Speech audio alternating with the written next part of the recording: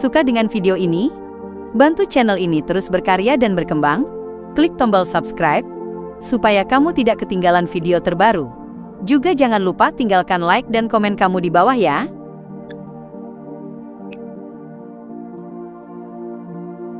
Pagi masih sangat dini, dan langit baru saja sedikit terang. Sebagian besar gang, gelap dan sunyi. Dengan bantuan jubah Danitz, Klein melebur ke dalam bayangan dan bergerak cepat. Ia merasa, seolah-olah sekelilingnya berwarna abu-abu kehitaman dan tembus pandang, sementara realitas menjadi kabur. Semua suara tampak datang dari kedalaman langit berbintang, hampa dan jauh. Setelah berusaha sejauh mungkin menjauh dari jalan Amiris, ia memastikan orientasinya dan muncul keluar dari bayangan. Ia muncul di sebuah gang kosong yang dipenuhi batu-batu pecah. Tangan Klein bergetar saat ia melempar karpet terbang biru merak milik Steel Mafety ke depan dirinya. Ia ingin menyelesaikan penggembalaan sebelum tubuh roh Mafety mulai menghilang. Setelah membuang karpet terbang itu, ia melangkah maju, mengulurkan tangan kirinya, dan merentangkan kelima jarinya, mengarah dari atas ke mayat yang masih hangat. Creeping Hanger memperlihatkan wujud aslinya, sebuah material tipis yang tampak seolah terbuat dari kulit manusia. Dua mata terbelah terbuka di tengah telapak tangannya. Pupilnya merah terang, seakan-akan diwarnai darah. Angin dingin yang menusuk tulang tiba-tiba berhembus melalui gang itu. Angin tersebut berputar mengelilingi mayat Steel Mafety, memelintir dirinya menjadi sosok manusia yang hampir transparan. Samar-samar terlihat bibir tebal dan rambut keriting yang menyerupai manik-manik baja. Tubuh roh Mafety memperlihatkan ekspresi penderitaan yang tak wajar saat ia berusaha sekuat tenaga menahan daya isap Creeping Hanger. Adapun titik-titik cahaya abu-abu pucat dan hijau kehitaman, mereka bagaikan galaksi yang bergelora, dengan cepat terbang keluar dari tubuhnya dan menyatu ke dalam sosok transparan tersebut. Tidak. Mafety mengeluarkan jeritan tanpa suara. Sudah terlambat untuk memohon belas kasihan. Yang bisa ia lakukan, hanyalah dengan putus asa meluncur masuk ke dalam sarung tangan berkulit manusia itu, menempel pada sebuah jari kosong, serta memperlihatkan karakteristik Beyonder miliknya, yang sampai batas tertentu terhubung dengan lingkungan. Keterhubungan ini menentukan kekuatan apa yang dapat digunakan saat menggembalakan jiwa Steel Mafety. Mungkin 1, mungkin 2, namun tidak lebih dari 3 kekuatan. Klein tidak punya kendali atas jumlah maupun rinciannya sebelum semuanya ditetapkan, karena itu sepenuhnya acak. Creeping Hanger dengan cepat menutupi kembali kepucatannya, dan akhirnya kembali ke wujud samarannya semula. Sebuah sarung tangan hitam polos.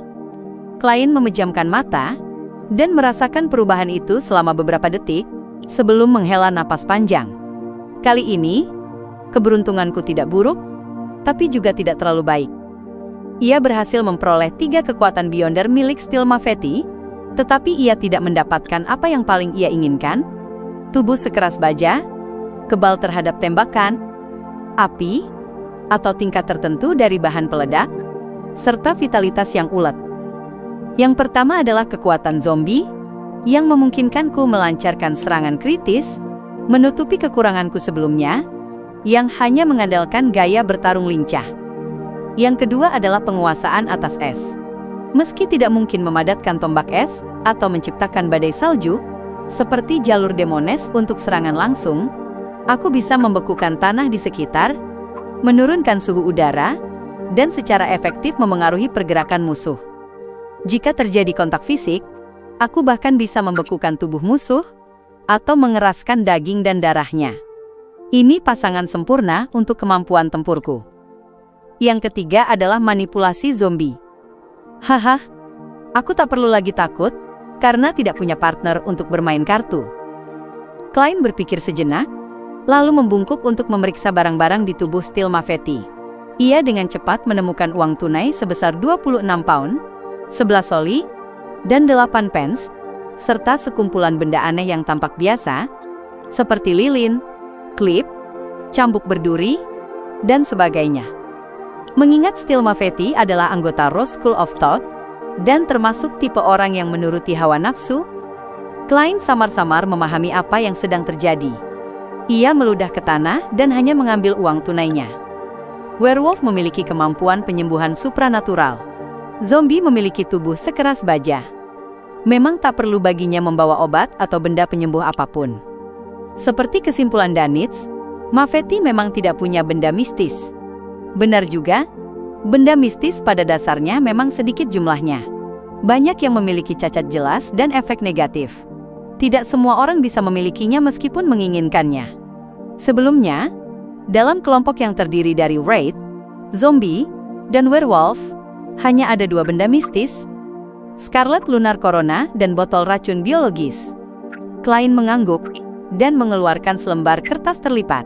Ia membuka kertas yang telah menguning itu dan meletakkannya di tubuh Steel Mafety, menutupi wajahnya. Itu adalah selebaran buronan dengan potret Mafety dan hadiah buronan yang tertera. 6.000 pound.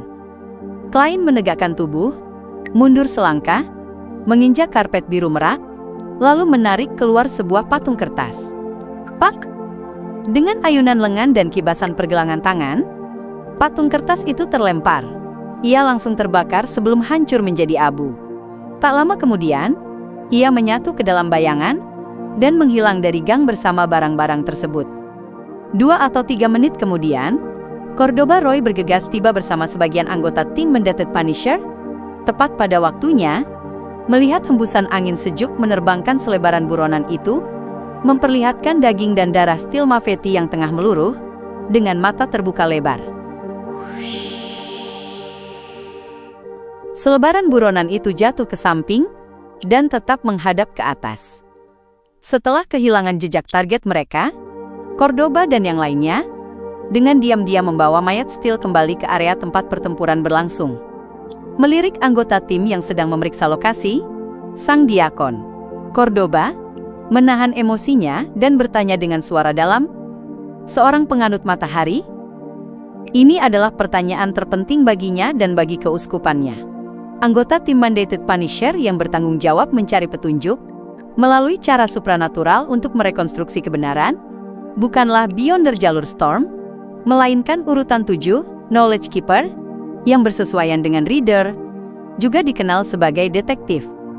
Ia tidak segera menjawab, melainkan berjalan mendekat, dan berjongkok untuk memeriksa mayat Mafety. Setelah beberapa saat, ia mendongak dan berkata, "Bukan penganut matahari, kemungkinan besar hasil penggunaan kekuatan dari sebuah benda mistis." "Alasannya?" tanya Cordoba sambil mengernyit. Anggota Mandated Punisher itu berkata, "Ada perasaan jahat yang berasal dari daging dan darah. Salah satu mayat telah dilahap dengan cara seperti itu, hanya menyisakan ciri tubuh dan barang-barangnya. Jika itu penganut matahari, mereka tidak akan melakukan hal seperti itu, meskipun mengandalkan benda. Bagi mereka, hal-hal dalam ranah True Creator adalah penistaan, dan harus segera dimurnikan atau disegel. Mereka kemungkinan besar tidak akan meminjam kekuatannya." Setelah berpikir beberapa detik, Cordoba menyetujui kesimpulan tersebut dan bertanya, "Anggota dari Aurora Order?" "Tidak. Seorang Rose Bishop atau Shepherd sejati tidak akan bertindak sekasar itu. Mereka pasti akan membungkus mayat ke dalam tubuh mereka dan membereskan lokasi setelah pergi. Tidak ada alasan untuk memutilasi tubuh di tempat. Itu membuang waktu dan juga meninggalkan banyak barang yang bisa dianggap berharga.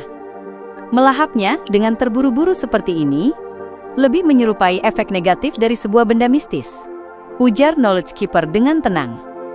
"Sebuah benda mistis yang memiliki kekuatan di ranah matahari dan secret supplian sekaligus? Mungkin sesuatu dengan kekuatan mirip Shepherd?" "Berg, bagaimana pendapatmu?"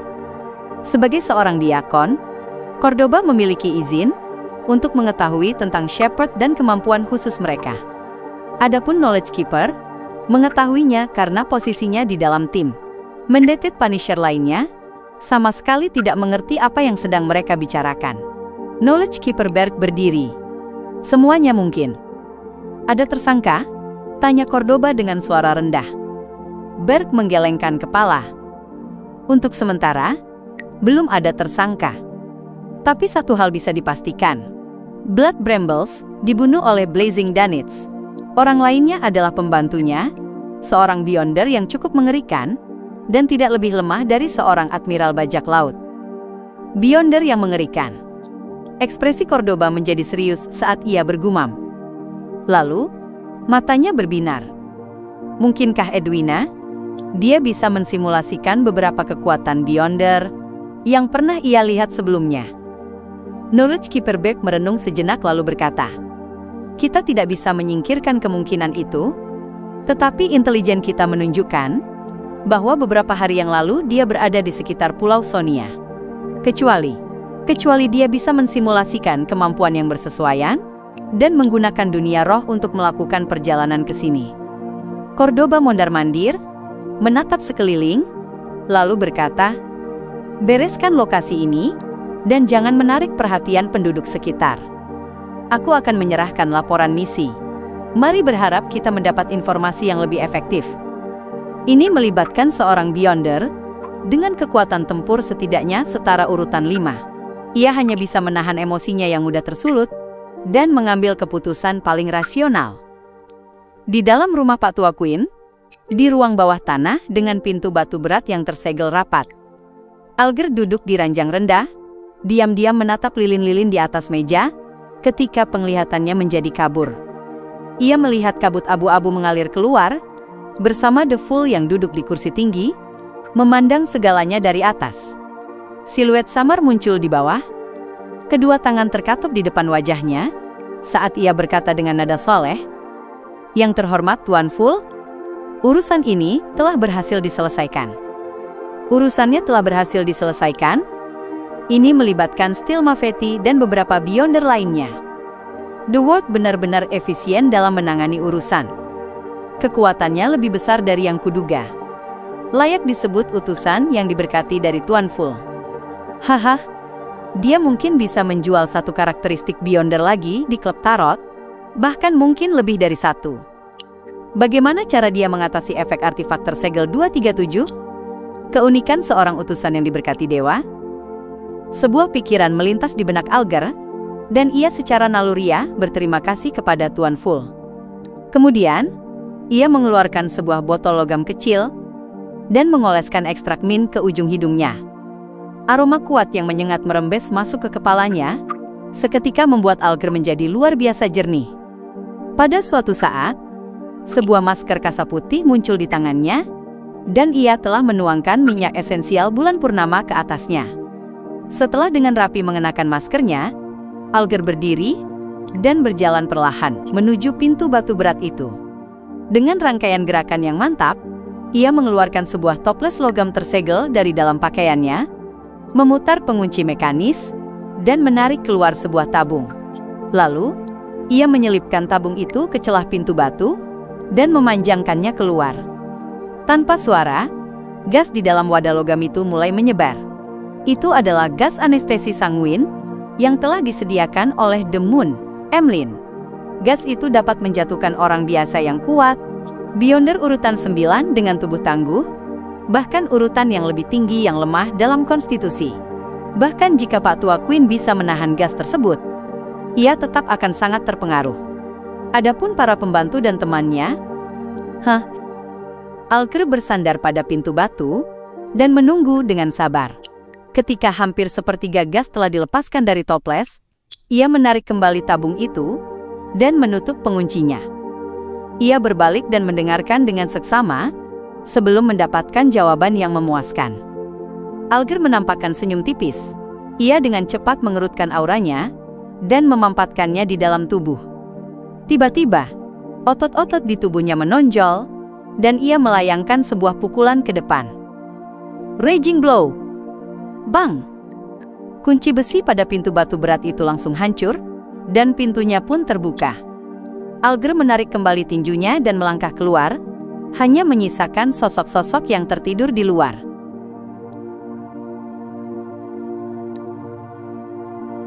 Jalan Asid Lemon nomor 48. Di luar penginapan Wind of Azure. Mengenakan jaket tebal dan celana pantaloons, Blazing Danitz kembali dengan mengambil jalan memutar. Ia menempel di sudut dinding, tetap tak bergerak untuk waktu yang lama. Ia ragu apakah harus memanfaatkan kesempatan ini untuk melarikan diri, dan tidak lagi menghadapi orang gila yang mengerikan itu. Germain Sparrow. Berbeda dengan pertempuran di pelabuhan Bansi, kali ini ia bersembunyi di atap yang jauh. Hal itu memungkinkannya melihat seluruh zona pertempuran. Oleh karena itu, saat mendukung Germain Sparrow dan bertarung melawan Blood Brambles Henry, akhirnya ia menyaksikan langsung proses pertempuran si petualang gila itu, dan akhirnya memahami kekuatan serta karakteristik Beyonder miliknya. Patung kertas pengganti, keluar dari nyala api, ledakan psikis, sinar suci dari domain matahari, menembakkan peluru udara dengan jari, kemampuan menyamar menjadi orang lain, serta sebuah sarung tangan yang berkali-kali berubah wujud, dan telah melahap Squall. Kekuatannya jauh melampaui imajinasiku, dan ada beberapa yang bahkan tidak bisa saling kompatibel. Ini bukan sesuatu yang bisa dijelaskan, hanya dengan menambahkan satu atau dua item mistik pada sebuah urutan. Selain itu, rasa lapar yang datang dari kedalaman jiwanya menjelaskan sesuatu. Sarung tangan milik Vice Admiral Hurricane, itu Creeping Hunger. Kapten pernah secara khusus mengingatkan kami, bahwa sarung tangan itu dapat menggunakan jiwa banyak Beyonder untuk grazing, dan dengan demikian menggunakan kekuatan mereka. Danitz menelusuri kembali pemikiran yang sebelumnya ia miliki, dan sampai pada satu penilaian akhir. Germain Sparrow adalah pemilik Creeping Hunger saat ini. Ia tidak merasakan sedikit pun perasaan meremehkan, hanya karena Germain mengandalkan item mistik yang kuat, untuk menunjukkan kekuatan yang mengerikan seperti itu. Sebaliknya, ia justru semakin menaruh rasa hormat kepadanya. Alasannya hanya satu.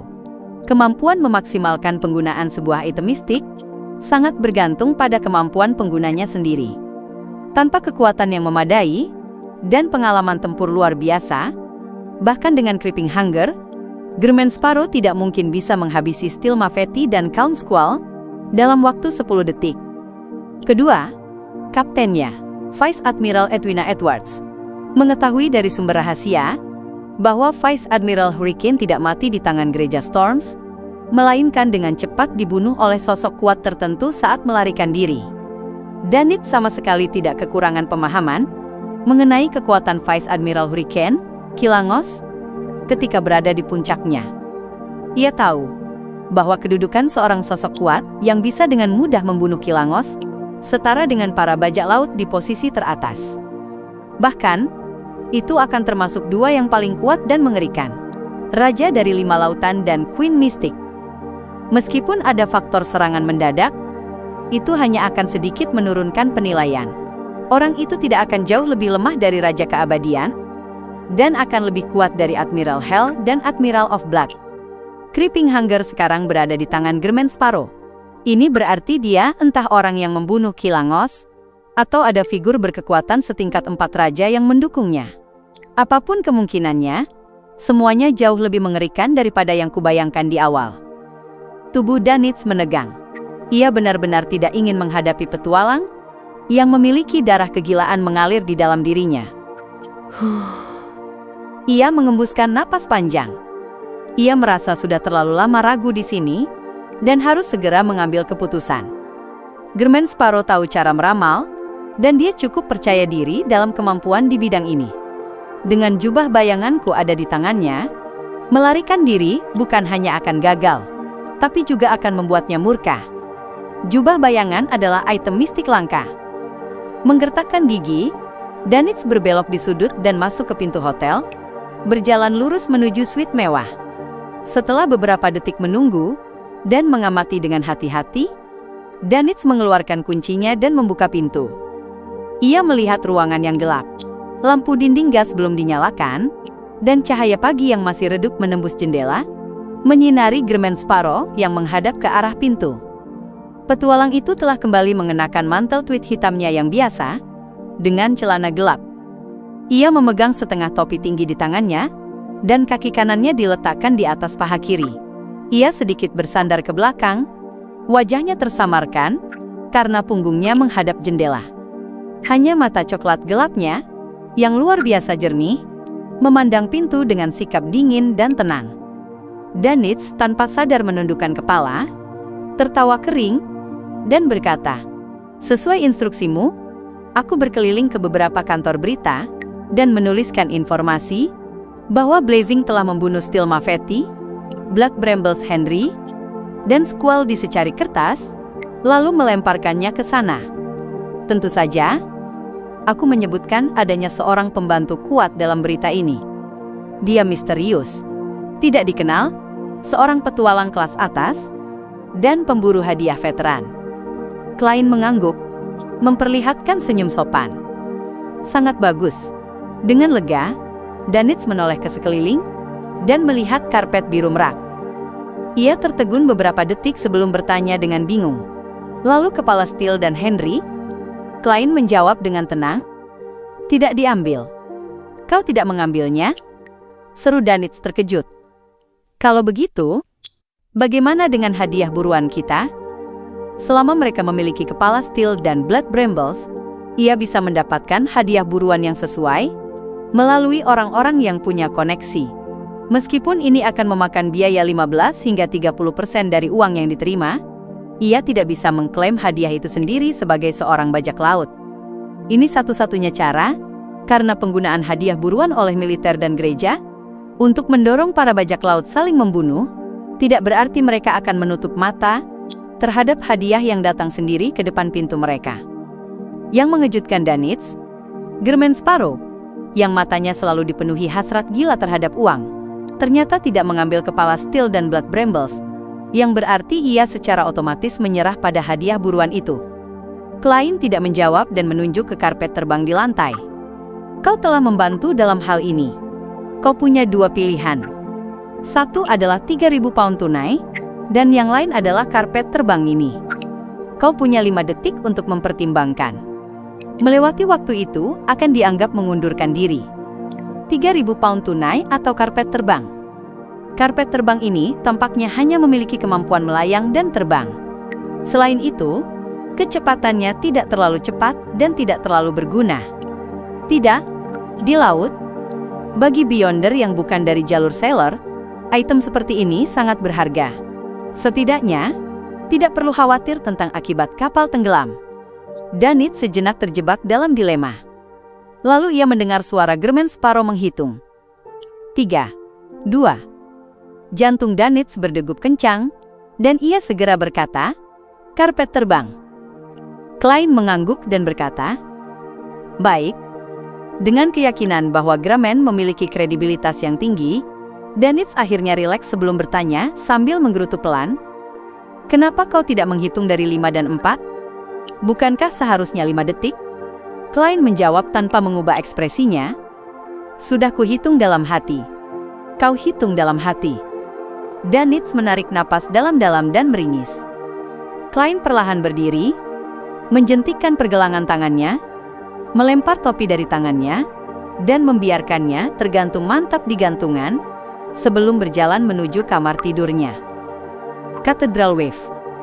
Alger, yang masuk dengan alasan menghadiri doa pagi, bertemu dengan uskup keuskupan, Chogo, dan menjelaskan semua yang terjadi semalam. Satu-satunya hal yang diubah adalah, gas anestesi sanguin diganti menjadi jimat tidur dari gereja Evernight. Chogo mengangguk penuh persetujuan. "Mampu menyusup jauh ke sarang musuh, dan menanggung resiko kematian demi imanmu, tindakan seperti itu patut dipuji. Kau adalah pelayan badai sejati. Tadi malam, kami menangkap 5 Beyonder dan membunuh 2 di tempat. Sebagai hasilnya, Mafetti, Henry, dan Squall juga telah tewas.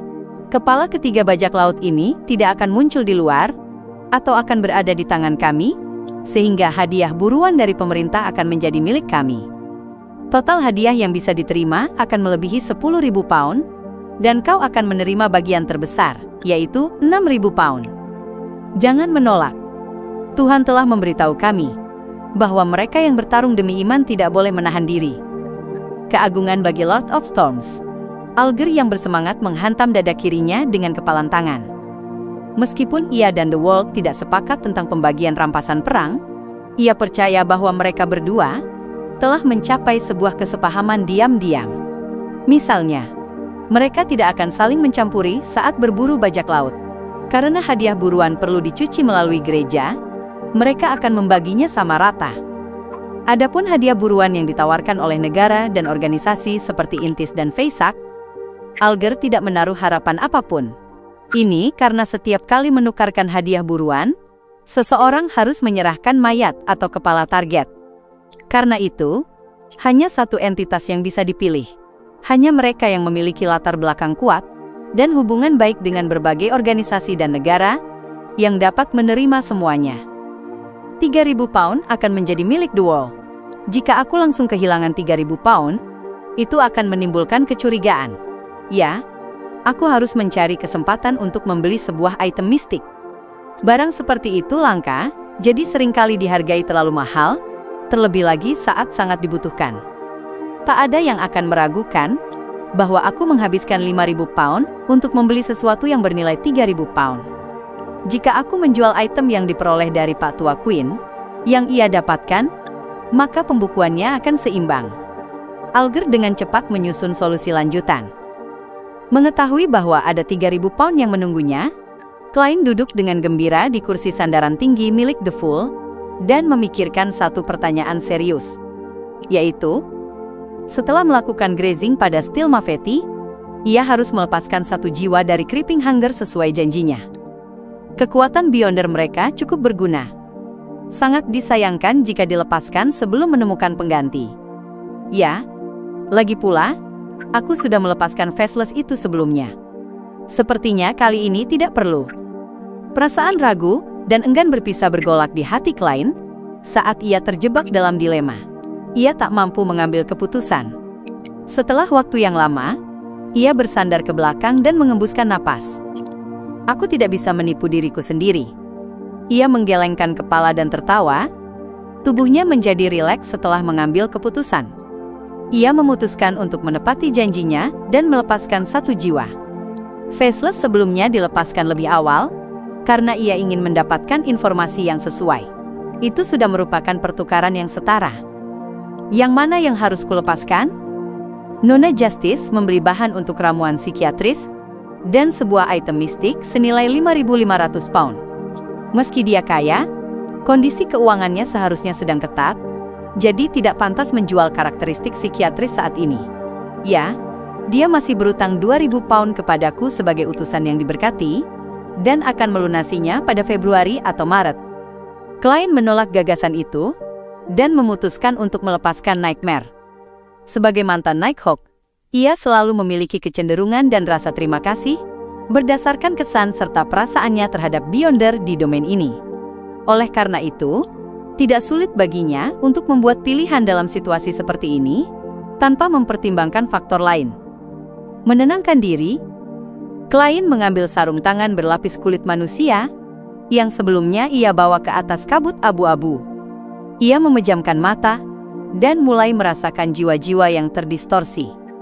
Tanpa ragu sedikit pun, ia melepaskan Nightmare.